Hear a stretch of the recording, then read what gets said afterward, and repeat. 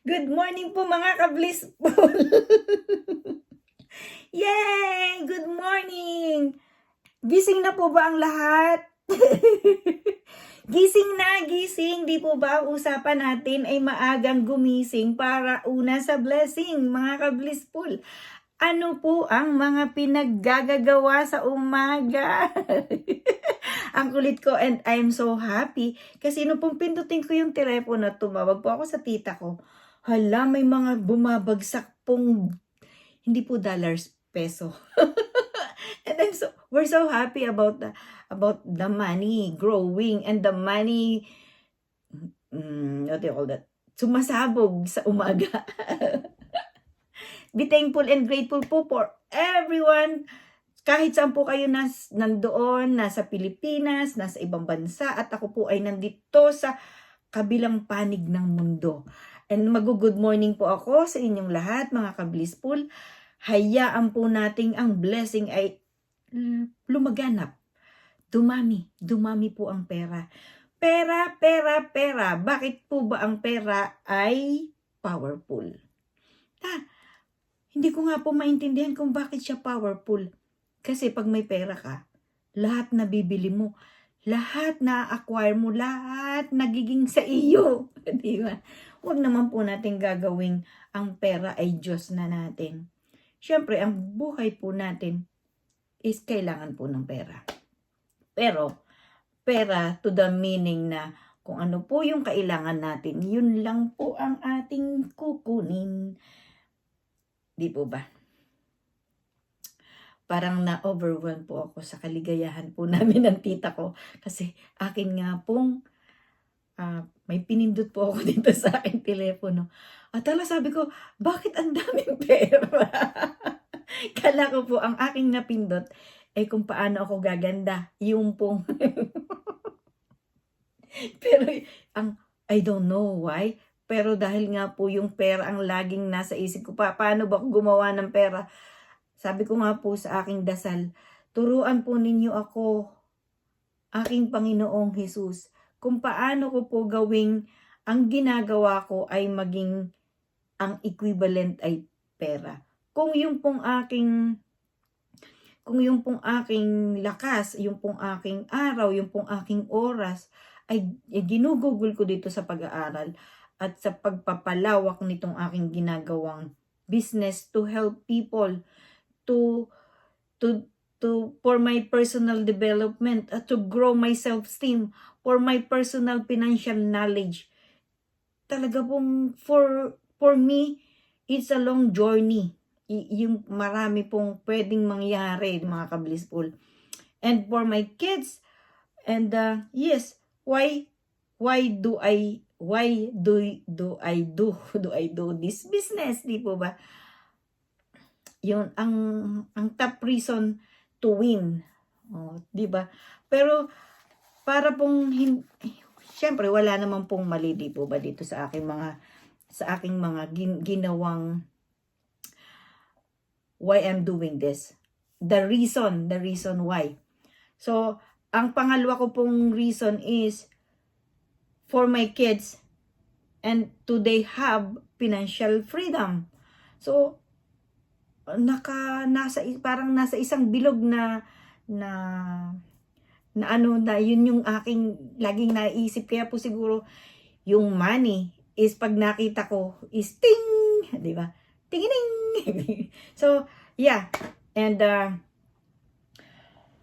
hindi napakaano po nung ligaya ko, di ba?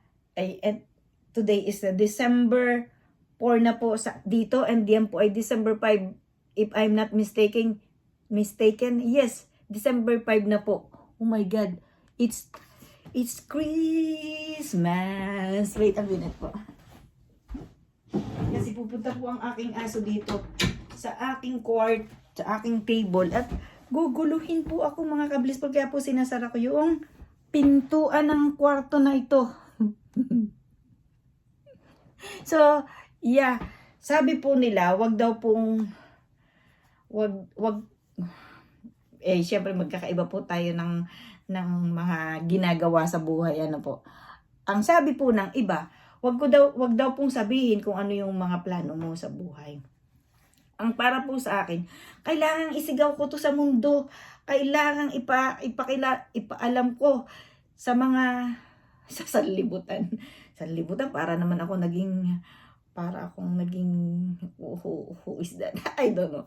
But, yeah, ito naman po sharing lang, mga ka-blissful. And that's why I wanted to, yung pong dito sa community natin, dito po sa YouTube channel natin, dito po sa channel natin, is ma-inspired kayo kung ano po ba yung ginagawa ko. And alam niyo po ba, yung sa number 3, sasabihin ko na rin po sa inyo, and to give my kids good future. Sino po ba naman ang nanay na hindi gugustuhin na gumanda pa ang future ng aking mga anak? Yung kanilang freedom is hindi maging sagabal sa kanilang pag-unlad, di ba? Yung freedom, kasi po pagka may freedom sa financial, talaga pong, kumbaga, maaliwalas ang iyong buhay. Okay. Kasi, and yung pong pang-apat, mga ka-blissful, very broad po nung gusto ko is to help people. I don't know, diba? Paano ako tutulong sa mga tao kung dapat po kasi uunahin ko muna yung sarili ko, di ba? Pero, kasama yun dun sa aking reason. Yung pong reason to win. Okay? And, yung pong number 5, parang siya po ay ideal, pero doable. Pwede. Alam niyo po ba yung number 5 ko? To earn $10,000. Siyempre na, Canada po ako. $10,000 monthly. O, di po ba doable talaga? Doable. Pagka pera din lang kasi, di ba? Isipin mo, ang buhay dito sa Canada, let's say, mabubuhay ka dito ng mga 2,000 is enough. May pagkain ka na, may bahay ka na, lahat dun sa 2,000, okay ka na kung maayos ka lang ding mag-handle ng pera mo. And number 6 po, mga ka-blissful, to have house in the city, to do my business. Kasi, dun po sa aming doon po sa aming ginagawang business, mayroon pong isa po sa leader namin na sinasabi po niya na kung gusto mong mag-business, huwag kang lumayo sa tao. And tama naman po siya. Kung wala po itong Zoom via Zoom na meeting, kailangan ko pong makita yung personal yung mga tao. Personally, kasi wala pong ano, pero heads up.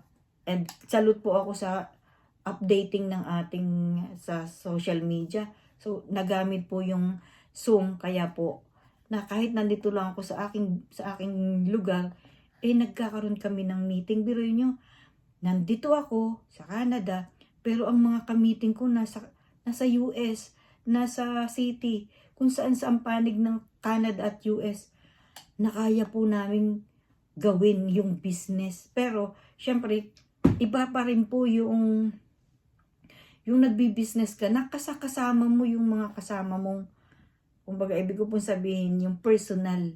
Kasi yung pong personal talaga pong iba po ang nagagawa. So, number 7 na po tayo. And yung pong number 7 ko is, para po diyan sa Philippines, to be a channel of blessing. Gawin ko pong channel ako ng mga blessing. Doable din po ba yun, mga ka-blissful? Kasi I'm thinking na doable din po na makatulong po ako diyan, di po ba? Sa ating pong community, sa community po ni Blissful Balance, mga ka-blissful. Di ba? Siba? So, number 8 na po tayo. To have a good car. Dapat nga electric car, di po ba? Sabi nga napaka-free na mag-dream. So, higher dream. Ayan po, ayan, nandun po sa ating, nandun po sa ginawa nating dream board. Di ba? At alam niyo po ba yung house doon? Nakikita niyo yung house yan. Ano po siya smart home. Smart home po ang gusto ko. Yung po bang, sasabihin ko, open the light. Turn on the light. Hindi not open. Turn on the light. Turn off the light. Di ba? Siyempre, ano po yun exaggerating lang po, pero ako po ay nandun sa simplify my dreams. Simplify my life. Okay? Possible na, kaya ko po siya dinidream is for my kids, right? And number 9 na po tayo. To travel with my loved ones and my kids and their loved ones and my business partner, right? The hierarchy of the business partner. And the last one po, yung pinaka gusto ko. Kasi ayoko pong yung tatlo kong anak ay maghirap pa para sa akin. Gusto ko pong mag-create ng legacy, mga ka-blissful. Legacy po ang gusto kong iwan sa aking mga anak. Hindi po, ano pa po ba yung pong nagsisimula din po sa L. Ano po yun? Ayaw ko pong mag-iwan sa kanila ng liability. Kayo po mga ka-blissful, ano po ang inyong reason kung ba't po kayo ay bumabangon? Ano po ba ang inyo po bang gustong pang ma-attain? Grabe, maayos po ang ating pinag-usapan. And money, di ba? Hindi po lahat ay, well, totoo naman po na yung money talaga po ay powerful. Isa pa po si knowledge is power, 'di ba? Ang daming power. Money, knowledge, and yung pong tuloy-tuloy na pag-aaral. Talaga pong dapat tuloy-tuloy. Kung gusto po nating maging maayos ang buhay, maging panatag ang iyong isipan. So, yun po ang aking 10 reason para po ako ay mag-win. Ma-win ko po itong ginagawa ko. Yes, hindi po madali, hindi po instant ang pera. Wala pong instant na pera, mga ka-blissful. And, well, hindi ko naman po ito experience, pero nakakalungkot po sa mga loved ones, na sa mga mahal po natin sa buhay na hindi po nagiging maayos ang kanila pong finances. Well, syempre, kaya po ako nakakapagkwento sa inyo ng ganito is nakita ko rin po dun sa mga tinulungan ko, mga ka-blissful. And para po sa ating sasaya ng araw, mga ka-blissful, kailangan pong bago tayo bumangon, tayo po ay magpasalamat sa Diyos. Tayo po ay magpasalamat sa kamang ating tululugan, sa ating pong unan na ginamit pagtulog. Super haba po ng tulog natin. It's about 9 to 4 or 9 to 6. Too much, ano po yung, well, kaya po ganun. Talaga pong kailangan po nating maging mapagpasalamat sa lahat po ng ating ginagawa araw-araw. And syempre, hanggang hindi pa siya natatapos at wala naman pong katapusan ang ating paglikha ng mga magagandang bagay habang tayo po ay nabubuhay. And be happy lang po, be happy. Be happy, mga ka-blissful, and thankful, be grateful, and yes! Well, natapos na naman po ang ating pag-uusap, mga ka-blissful, and yeah, happy lang po. Kumusta po kayo, mga nanay, mga tatay, mga lolo at lola, at ang mga apo? Malapit na naman po today is Wednesday po dito, and Thursday po diyan pagising ninyo, mga ka-blissful ingatan po kayo ng ating Panginoong Hesus. Magpasalamat po sa araw-araw. Maging mapagpasalamat po palagi. And para po sa aking mga anak, hello mga anak. Alam kong paminsan-minsan na inyong napapanood ang vlog ni Mami. And yes, sana ay maging mahinahon sa araw-araw. Bigyan ng time ang sarili. Okay? And pray muna mga anak ha. Bago lumabas ng bahay at saka bago matulog. And pag-ingatan ninyo ang inyong mga ngipin. Okay? I know. And para po sa ating mga ka-blissful, maraming salamat po sa inyong lahat. Keep on watching our vlog, mga ka-blissful. Pindutin nyo na po yung notification.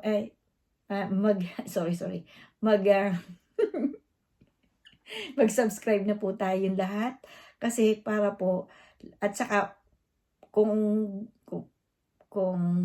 gusto po ninyong ma-notify kayo, pindutin po yung notification all para po lahat ay inyong mapanood ang araw-araw kong ginagawa. I know, mamahalin po ninyo ako mga ka-blissful dahil mahal ko na po kayo. And ano po yun natural po sa tao na magbigay ka muna bago ka bigyan. Diba? Pagmahal ka muna bago ka mahalin. And well, I am so proud to my old friend. I believe na 18 years old pa lang ako, kilala ko na siya. And somehow nagkausap na po kami last 2 years or 3 years ago. And now nagkausap din po kami. And super happy po naming dalawa kaninang umaga. And kami po ay nagkapalitan ng aming mga buhay-buhay, di po ba? And tinanong ko po sa kanya, ano ba ang nakita mo noon sa akin?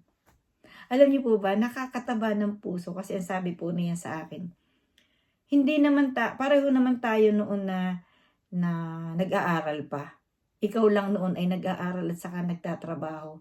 Pero hindi man tayo naging close noon, ang nakita ko sa iyo, super matulungin mo. Sabi ko, ganun ba? Ganun ba yung tingin mo sa akin?